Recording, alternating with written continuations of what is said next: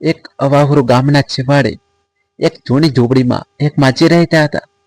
ગામના લોકો કહેતા કે માજી પાસે એક એવી શક્તિ છે કે તે કોઈનું પણ નસીબ બદલી શકે છે, પણ બદલામાં તે એક ભયાનક કિંમત વસૂલે છે. એક રાત્રે ગામનો એક લોભી યુવાન રાધવ માછી પાસે ગયો. તેણે જોયું કે માછી એકાંતમાં બેસીને હવામાં વાતો કરી રહ્યા હતા અને સામે એક જૂની પોટલી પડી હતી. રાધવે વિચાર્યું કે આ પોટલીમાં નક્કી કોઈ જાદુઈ ખજાનો છે.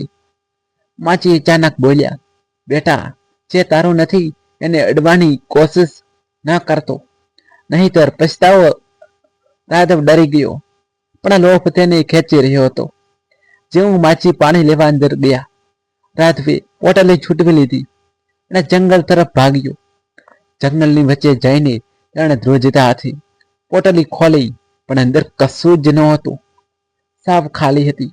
અચાનક પાછળથી અવાજ આવ્યો, મેં કહ્યું હતું ને, કિંમત ચૂકવી પડશે. રાધવે પાછળ વળીને જોયું તો ત્યાં કોઈ નહોતું, માત્ર માછીનો પડછાયો જમીન પર દેખાતો હતો. રાધવ જેવો ભાગવા ગયો, તેના પગ જમીન સાથે ચકડાઈ ગયા. પોટલીમાંથી અચાનક કાળો ધુમાડો નીકળ્યો ને રાધવને ઘેરી લીધો. બીજા દિવસે સવારે ગામના લોકોએ જોયું તો માજીની ઝૂંપડી પાસે એક નવો પથ્થરનો પૂતળો ઊભો હતો, જેનો ચહેરો બિલકુલ રાધવ જેવો હતો. માજી શાંતિથી ત્યાં બેસીને માળા ફેરવતા હતા અને પોટલી ફરી તેમની બાજુમાં પડી હતી. રાધવ પથ્થર બની ગયો હતો, પણ આ વાત હજુ આખા ગામમાં કોઈ જાણતું ન હતું. રાધવનો મિત્ર શ્યામ તેને શોધતો માજીની ઝૂંપડી પાસે આવ્યો. તેણે જોયું કે માજી પેલા પથ્થરના પૂતળા સાથે વાતો કરી રહ્યા હતા અને તેને પ્રેમથી પાળતા હતા. શ્યામને ફાળ પડી. તેણે પૂછ્યું, માજી, મારો મિત્ર રાધવ ક્યાં છે? એ તમારી પાસે આવ્યો હતો? માજીએ તેની ડરામણી આંખો શ્યામ પર ફેરવી અને હસીને બોલ્યા, બેટા, જે માણસ પોતાની સીમા વળગે છે એ કુદરતનો ભાગ બની જાય છે. રાધવ પણ હવે અહીં જ છે, મારી નજર સામે. શ્યામે પેલા પૂતળાના હાથ પર રાધવે પહેરેલી પેલી જૂની ઘડિયાળ જોઈ ને તેની ચીસ નીકળી ગઈ. તે ભાગવા ગયો, પણ માજીએ જોરથી બૂમ પાડી, ધોબી જા, જો તો ભાગશે તો રાધવ ક્યારે પાછો નહીં આવે. શ્યામ ધ્રુજતા અવાજે બોલ્યો, શું એ પાછો આવી શકે? માજીએ શ્યામના હાથમાં એક જૂનો દીવો આપ્યો અને કહ્યું, આ દીવો લઈને જંગલની પેલી જૂની ગુફામાં જા, ત્યાં તને રાધવનો આત્મા ભટકાતો મળશે. જો તું ડર્યા વગર એની આ દીવાની જીવતમાં કેદ કરીને સૂરજ ઉગતા પહેલા અહીં લઈ આવજે, તો રાધવ ફરી માણસ બની જશે. પણ યાદ રાખજે, રસ્તામાં તને ઘણા અવાજ સંભળાશે. પાછો વળીને જોયું તો તું પણ પથ્થર બની જશે. શ્યામ હિંમત કરીને દીવો લઈ જંગલ તરફ ચાલ્યો. અંધારું એટલું કાઠું હતું કે પોતાનો હાથ પણ દેખાતો ન હતો. અચાનક તેની પાછળથી રાધવનો અવાજ સંભળાયો, શ્યામ, દોડ, પાછળ જો, માજી તારી પાછળ છરી લઈને આવે છે. શ્યામ અટકી ગયો. તેનું હૃદય જોરથી ધબકવા લાગ્યું. શું એ પાછું વળીને જોશે?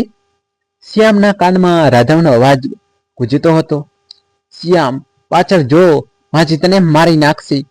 પણ શ્યામને માજીની ચેતવણી યાદ હતી. તેણે દાંત ભીસીને મન મક્કમ કર્યું અને પાછળ જોયા વગર ચાલવાનું ચાલુ રાખ્યું. જેમ જેમ તે ગુફાની નજીક પહોંચ્યો, તેમ તેમ અવાજો ડરામણા થવા લાગ્યા. ક્યારેક રડવાનો અવાજ આવે તો ક્યારેક અટરાસીઓનો ગુફાના દારા પર પહોંચતા જ દીવો ધ્રુજવા લાગ્યો. અંદર સાવ અંધારું હતું, પણ દીવાની જ્યોતમાં એક આછો પડછાયો દેખાયો. એ રાધવ હતો. રાધવનો આત્મા કરગરી રહ્યો હતો, શ્યામ, મને બચાવી લે, મને આ અંધારામાંથી બહાર કાઢ્યો. શ્યામે દીવો આગળ ધર્યો અને જેવો રાધવનો આત્મા દીવાની જ્યોતની નજીક આવ્યો, આખી ગુફા ધ્રુજવા લાગી. શ્યામ તેને લઈને પાછો દોડ્યો. સૂરજ ઉગવાની તૈયારી હતી. આકાશ ધીમે ધીમે લાલ થઈ રહ્યું હતું. તેને લાગ્યું કે કોઈ અદ્રશ્ય હાથો તેના પગ ખેંચી રહ્યા છે, પણ તે રોકાયો નહીં. આપતા આપતા તે માજીની ઝૂંપડી પાસે પહોંચ્યો. સૂરજનું પહેલું કિરણ પેલા પથ્થરના પૂતળા પર પડ્યું. શ્યામે દીવો પૂતળાની સામે રાખ્યો. અચાનક એક જોરદાર પ્રકાશ થયો અને પથ્થર ફાટવા લાગ્યો.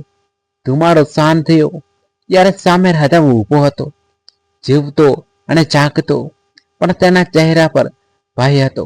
માજી ત્યાં જ બેઠા હતા ને મંદ મંદ હસતા હતા. માજી બોલ્યા, બેટા, લોભ માણસને પથ્થર બનાવે છે અને મિત્રતાનો સાચો ત્યાગ છે તેને ફરી જીવતો કરી શકે છે.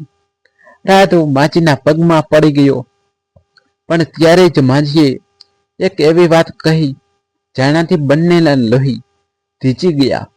માજીએ કહ્યું, રાધવ તો પાછો આવ્યો, પણ શ્યામ તે રસ્તામાં દીવો પકડ્યો હતો અને હાથ જરા જો તો શ્યામે પોતાના હાથ સામે જોયું.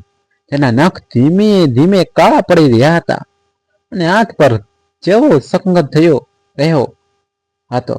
શ્યામનો હાથ ધીમે ધીમે કાંડા સુધી પથ્થર જેવો કઠોર અને કાળો થઈ રહ્યો હતો. રાધવ આ જોઈને રડવા લાગ્યો.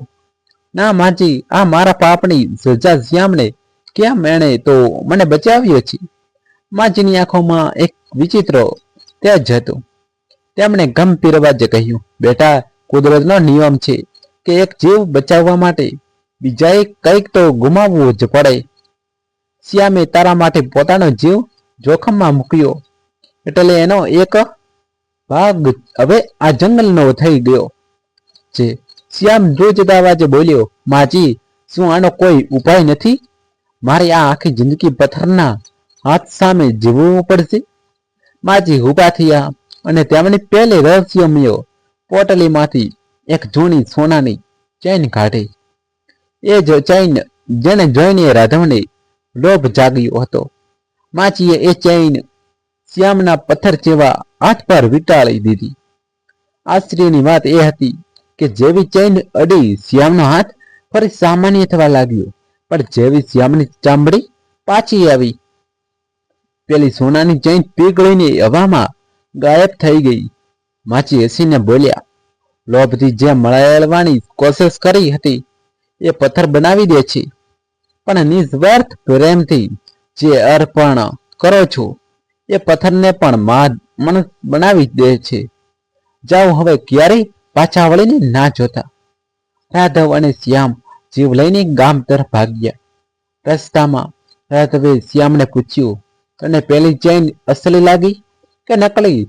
શ્યામે હસીને પોતાનો હાથ જોયો ને કહ્યું, એ અસલી હતી કે નકલી એ ખબર નથી, પણ એને મને જે પાઠ ભણાવ્યો એ 100% અસલી હતો. કહેવાય છે કે ત્યાં પછી કોઈ એ માજીની એ ઝૂંપડી ત્યાં જોઈ નથી.